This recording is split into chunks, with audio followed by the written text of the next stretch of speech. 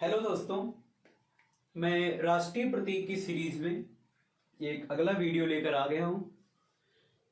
पिछले लेक्चर में हमने अपने एक राष्ट्रीय प्रतीक राष्ट्रीय ध्वज के बारे में सीखा था। उसमें हमने राष्ट्रीय ध्वज से जुड़े हुए सभी पहलुओं को कवर किया था। आशा करता हूं कि आप सभी ने राष्ट्रीय ध्वज को अच्छे से पढ़ा होगा और उससे संबंधित क्वेश्चंस भी लगाए होंगे।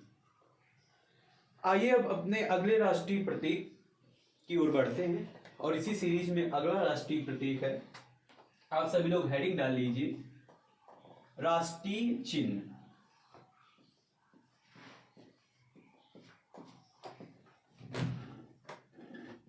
राष्ट्रीय चिन्ह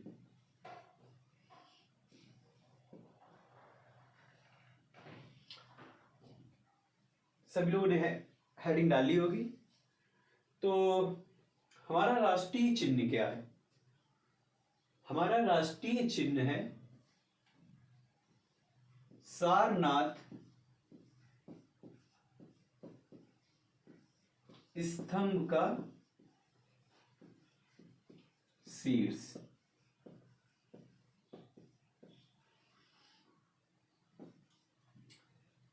सभी लोग हिस्ट्री पढ़ते हैं, इतिहास विषय में जब मौर्य साम्राज्य के बारे में पढ़ाया जाता है उसमें अशोक के जो स्तंभ हैं, स्तंभ लेख हैं, उनको पढ़ाते समय सारनाथ स्तंभ के बारे में बताया जाता है।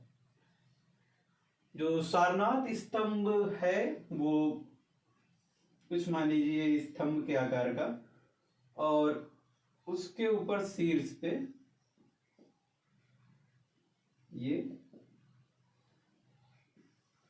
ये पार्ट है जिसमें जो सबसे ऊपरी सिरे पे है उस पे चार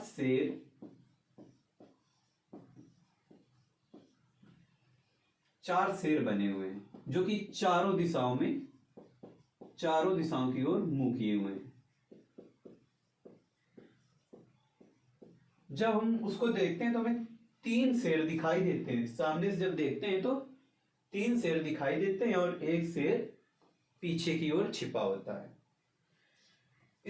जो ये चार शेर हैं वो एक नीचे गोलाकार आधार है उस पे टिके, इस गोलेकार आधार पे टिके हैं।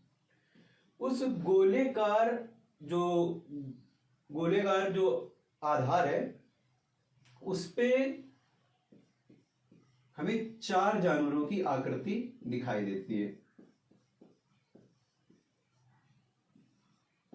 कभी कभी एग्जाम में वो चार जानवर पूछ भी लेता है, तो आपको ये याद रखने होंगे। वो चार जानवर कौन कौन से हैं? घोड़ा, शेर, हाथी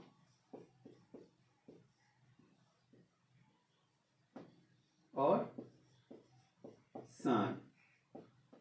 ये चार जानवर हैं, ये चारों आपको याद रखने होंगे।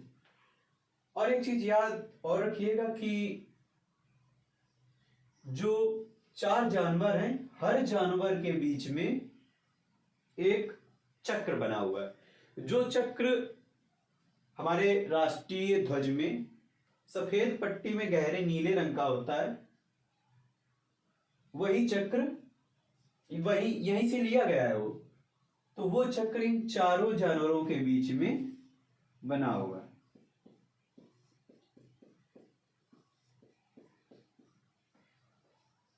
इस प्रकार से कुछ हमारा जो राष्ट्रीय चिन्ह है वो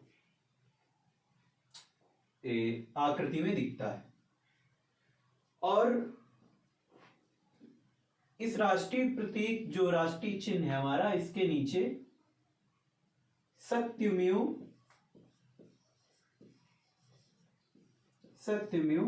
जयते लिखा हुआ है। आप लोगों को ये पता होगा कि सत्यमेव जयते कहां से लिया गया है? ये हमारे उपनिषदों से लिया गया है। हमारे उपनिषदों में से भी एक मुंडकोप नाम का उपनिषद है मुंडको निषद।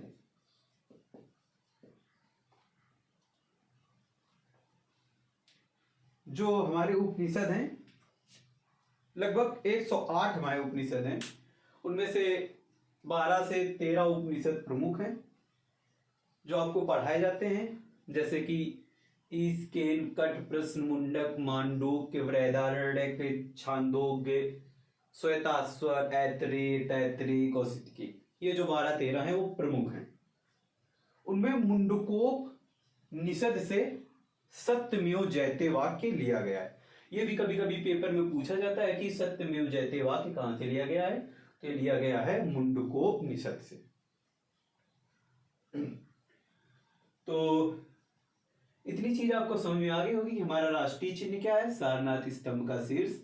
ये दिखता कैसा है? ये जो सारनाथ स्तंभ का जो शीर्ष है उसमें ऊपर 4 शेर जो चारों दिशाओं की ओर मुख किए हुए हैं, उनके नीचे गोलाकार आकृति, गोलाकार आधार में 4 जानवर बने हुए हैं जो कि घोड़ा, शेर, हाथी और सांड है।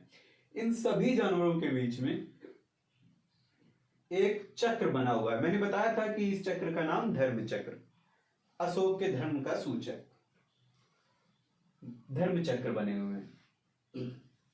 और उस जो राष्ट्रीय चिन्ह है उसके नीचे ये वाक्य भी लिखा हुआ है। क्या लिखा हुआ है?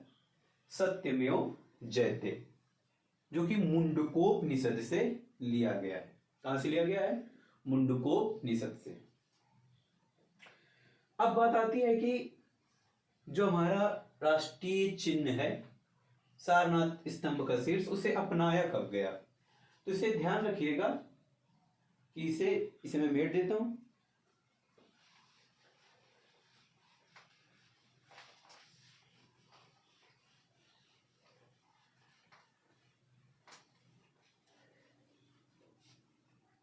इसे राष्ट्रीय चिन्ह के रूप में, यानी सारनाथ स्तंभ के शीर्ष को राष्ट्रीय चिन्ह के रूप में 26 जनवरी 1950 को अपनाया गया था। इसे याद रखिएगा, काफी इंपॉर्टेंट है, एग्जाम में पूछा जा सकता है। तो हमारे राष्ट्रीय चिन्ह को कब अपनाया गया था? 26 जनवरी 1950। चलिए मैं इससे जुड़ी आपको कुछ इंटरेस्टिंग बातें बताता हूं। देखिए, जो हमारे केंद्रीय मंत्री होते हैं, आगे चल के बताऊंगा इन सभी के बारे में कि केंद्रीय मंत्री और राज्य मंत्री, उप मंत्री, ये सब चीजें मैं आगे चल के पॉलिटी की एक सीरीज में जरूर बताऊं। तो जो हमारे केंद्रीय मंत्री होते हैं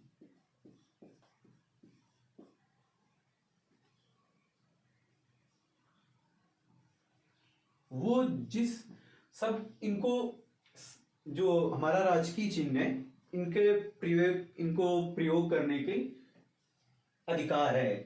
तो केंद्रीय मंत्री जिस रंग का राष्ट्रीय चिन्ह प्रयोग करते हैं वह रंग है नीला। मतलब केंद्रीय मंत्री नीले रंग के राष्ट्रीय चिन्ह का प्रयोग करते हैं। और जो लोकसभा के कैंडिडेट्स होते हैं वो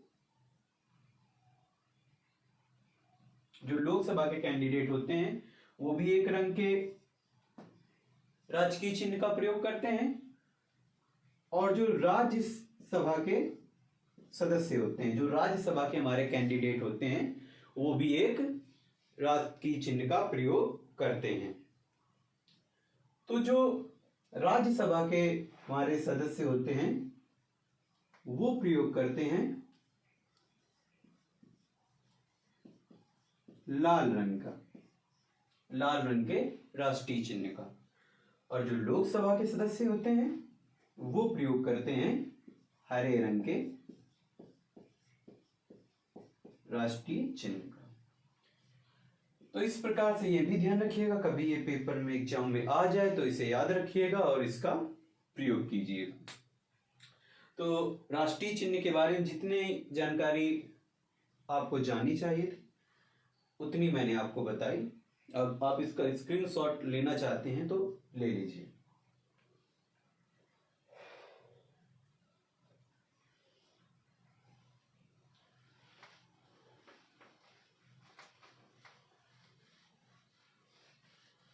तो राजकीय चिन्ह से संबंधित मैंने आपको सारी जानकारी दे दी। अब आइए चलते हैं अपने अगले राष्ट्रीय प्रतीक के बारे में। अगला राष्ट्रीय प्रतीक हम पढ़ेंगे राष्ट्रगान। क्या पढ़ेंगे कि हमारा राष्ट्रगान क्या है, हमारा राष्ट्रीय गान क्या है। ठीक है,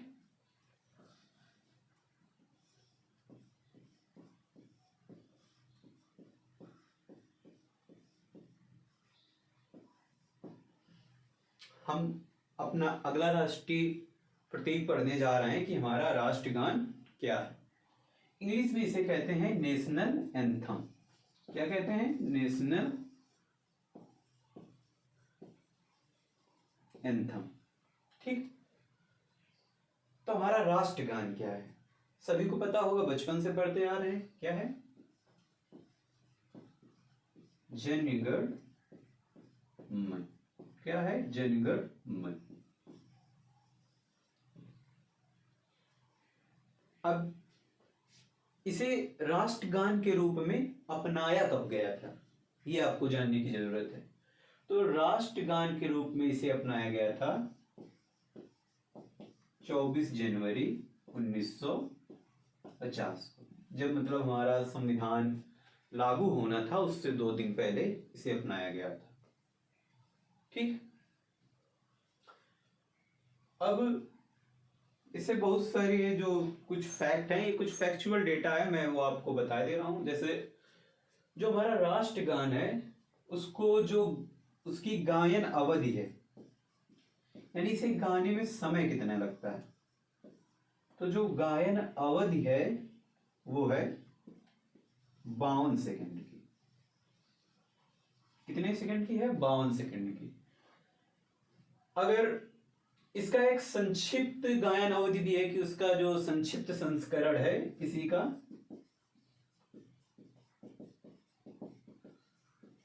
जो संक्षिप्त संस्करण है वो 20 सेकंड का है। इसमें जो 20 सेकंड वाला है उसमें किया क्या जाता है, उसमें जो पहली पंक्ति है और जो आखिरी पंक्ति है, यानी कि जनगण मन अधिनायक जय है, भारत भाग्य विधाता, और बाकी जय है जय है जय है, वो वाली आखिरी लाइन, बस केवल इतना गा के 20 सेकंड का इसका संक्षिप्त संस्करण भी गाया जा सकता है। वैसे जो फुल पूरी जो पीरियड है वो कितना है? 52 सेकंड का। तो ये इसके बारे में कुछ फैक्चुअल डेटा था। राष्ट्रगान को जो लिखा था, राष्ट्रगान हमारा रविंद्रनाथ टैगोर द्वारा लिखा गया था। रविंद्रनाथ टैगोर द्वारा। और इसकी जो वर्तमान धुन है, जिस धुन पे ये गाया जाता है, वो तैयार की है सेना ने।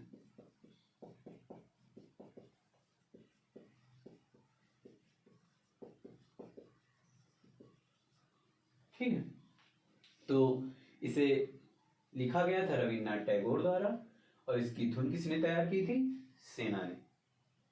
ठीक, तो ये कुछ इसके बारे में फैक्चुअल डेटा था। इसका भी आप स्क्रीनशॉट ले लीजिए, फिर मैं इसे मिटा देता हूं।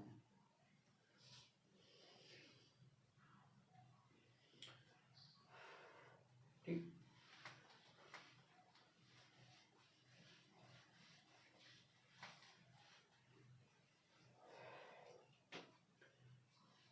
एक चीज और ध्यान में रखिएगा कि जो आपके मन में सवाल उठता होगा कि सबसे पहले ये गाया कब गया, तो जो हमारा राष्ट्रगान है वो सबसे पहले 27 दिसंबर 1911 को 27 दिसंबर 1911 को कांग्रेस के कलकत्ता अधिवेशन में, कांग्रेस के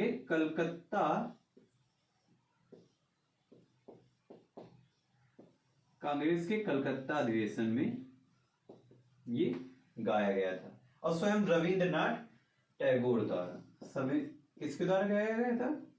रविंद्रनाथ टैगोर द्वारा है। तो ये भी याद रखिएगा।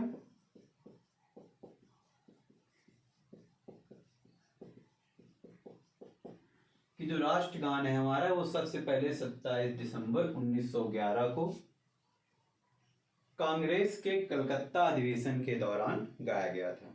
किसमें? कांग्रेस के कलकत्ता अधिवेशन के दौरान, और स्वयं रविंद्रनाथ टैगोर द्वारा गाया गया था। ठीक, तो राष्ट्रगान से जुड़ी इतनी जानकारी मैं समझता हूं पर्याप्त होगी। तो अब अपने अगले राष्ट्रीय प्रतीक के बारे में जानते हैं। तो अगला राष्ट्रीय प्रतीक, हेडिंग डाल लीजिए, राष्ट्रगीत। क्या हेडिंग डालेंगे? राष्ट्रगीत।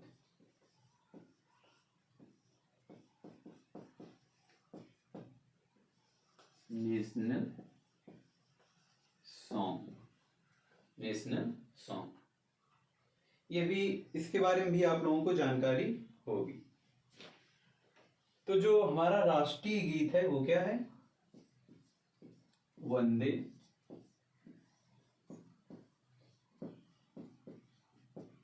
मातरम। क्या है? वंदे मातरम।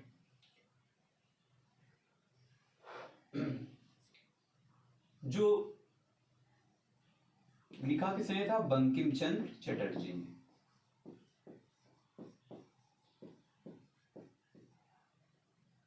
बंकिम चंद्र चटर्जी।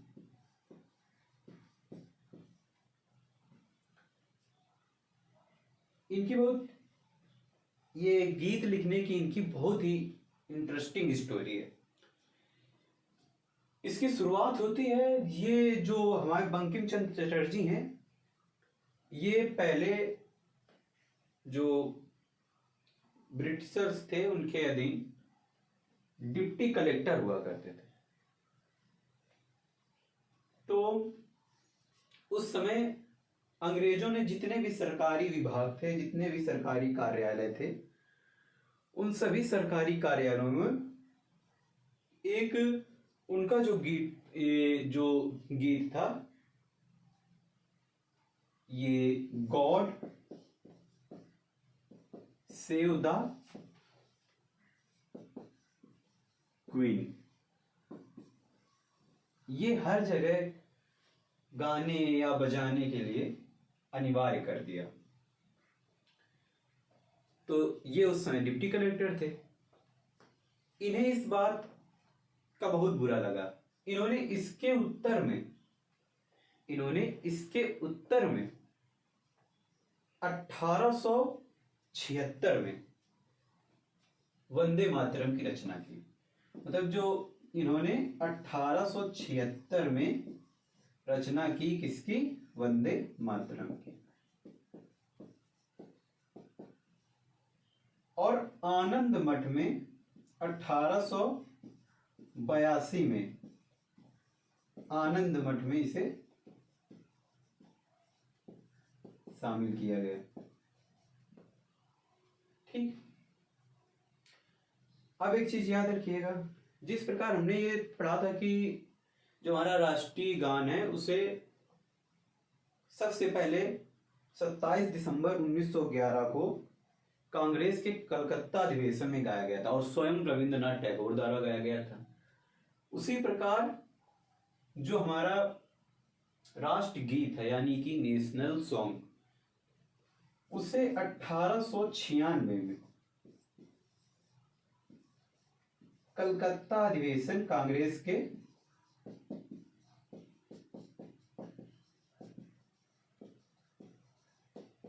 के कलकत्ता अधिवेशन में स्वयं बंकिम चंद्र चटर्जी द्वारा गाया गया था। देखिए, राष्ट्रगान भी कांग्रेस की कलकत्ता अधिवेशन में 1911 में गाया गया था, और जो हमारा राष्ट्रीय गीत है वो भी कांग्रेस के कलकत्ता अधिवेशन में ही गाया गया था। कब गाया गया था? 1896 ईस्वी में। और लिखा तो इसको बंकिम चंद्र चटर्जी ने था, लेकिन जो वर्तमान में हम जो धुन प्रयोग करते हैं इसकी, ये भी कभी कभी आपके लिए क्वेश्चन आ सकता है। तो वर्तमान में जो हम इसकी धुन प्रयोग करते हैं, जो धुन है वो हम लिखी प्रयोग करते हैं पन्नालाल घोष की। किसकी? पन्नालाल घोष की लिखी हुई वर्तमान धुन हम प्रयोग करते हैं। वैसे बहुत समय तक जो इसकी धुन है वो एक व्यक्ति थे बीडी पलुस्कर, उनकी जो बनाई गई धुन थी, उनकी बनाई गई धुन का हम लोग प्रयोग कर रहे थे।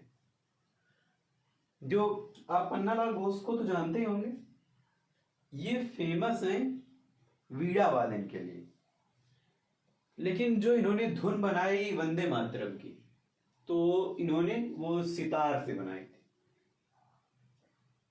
तो इस बात का भी ध्यान रखिएगा। इसमें मेन पॉइंट्स: राष्ट्रीय गीत वंदे मातरम लिखा गया बंकिम चंद्र चटर्जी द्वारा। कब लिखा गया? 1876 में। किसके जवाब में? God save the queen. मैंने इसके बारे में आपको थोड़ी इसकी हिस्ट्री भी बताई। और आनंद मठ में शामिल किया गया 1882 में। 1896 में कांग्रेस के कलकत्ता अधिवेशन में सबसे पहले इसे गाया गया था। ठीक है। और इसकी वर्तमान धुन किसके द्वारा तैयार की गई है? इसकी वर्तमान धुन तैयार की गई है पन्नालाल घोष के द्वारा। तो आज हम लोगों ने 3 राष्ट्रीय प्रतीकों के बारे में सीखा। कौन कौन से? अपना राष्ट्रीय चिन्ह सारनाथ के स्तंभ का शीर्ष, अपना राष्ट्रगान यानी कि जनगण मन, अपना राष्ट्रगीत यानी कि वंदे मातरम। तो एक चीज मैं आपको इसके बारे में और बता दूं, जो वंदे मातरम है वो बंकिम चंद्र चटर्जी ने संस्कृत और बंगला के मिश्रण से लिखा था। बेसिकली जो वंदे मातरम है उसका जो उन्होंने टाइटल जो खुद बंकिम चंद्र चटर्जी ने बनाया था वो वंदे नहीं, वो वंदे मातरम था। क्योंकि बंगला भाषा में वह शब्द, वह वर्ड जैसी कोई चीज नहीं होती, वहां बा ही होता है। तो जो बंकिम चंद्र चटर्जी द्वारा बनाया गया था उसमें वंदे मातरम की जगह पे वंदे मातरम था। क्या था? वंदे मातरम। तो ये कुछ इंटरेस्टिंग चीजें थी जो आपको बताएगी। जिस प्रकार आपने देखा कि राष्ट्रगान की जो गायन अवधि है वो 52 सेकंड है, उसी प्रकार जो हमारा राष्ट्रगीत है उसकी भी गायन अवधि है। तो जो राष्ट्रगीत है उसकी गायन अवधि है 65 सेकंड। 65 सेकंड। ठीक। तो ये जानकारी थी हमारे राष्ट्रगीत के बारे में। एक चीज राष्ट्रगान में थोड़ी सी और याद रखिएगा, मैं इसको थोड़ा समेटता हूं। इसको आप स्क्रीनशॉट लेना चाहें तो स्क्रीनशॉट ले लें।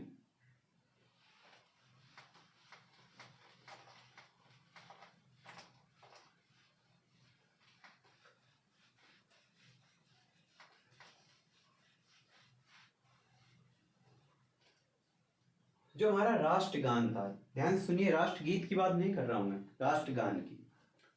तो जो हमारा राष्ट्रगान था उसमें जो पूरे जो मेन स्क्रिप्ट थी उसमें टोटल मिला के 5 स्टैंजा थे,